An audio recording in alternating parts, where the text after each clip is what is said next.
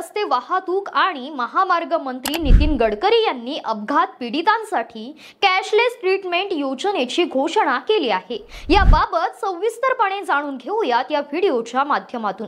नमस्कार, मी रुशाली ठाकूर, आपण पाहताय आवाज लोकशाहीचा।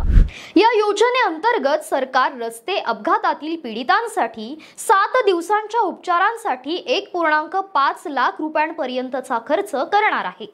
या योजनेबाबत बोलताना नितीन गडकरी म्हणाले की आम्ही कॅशलेस ट्रीटमेंट ही एक नवीन योजना सुरू केली आहे।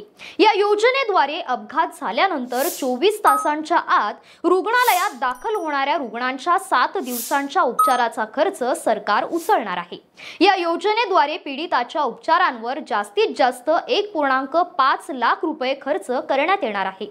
दरम्यान या योजनेचा लाभ घेण्यासाठी अपघाताची माहिती पोलिसांना देणे बंधनकारक आहे। याचबरोबर हिट अँड रन या प्रकरणात मृत झालेल्या व्यक्तीसाठी सरकार 2 लाख रुपये देखील देणार आहे।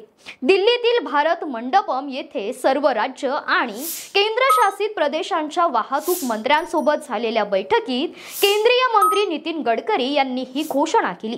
या बैठकीचा उद्देश वाहतूक धोरणांमध्ये सुधारणा करणे आणि रस्ते सुरक्षा वाढविण्यासाठी केंद्र आणि राज्य सरकारमधील सहकार्य वाढविणे हा होता।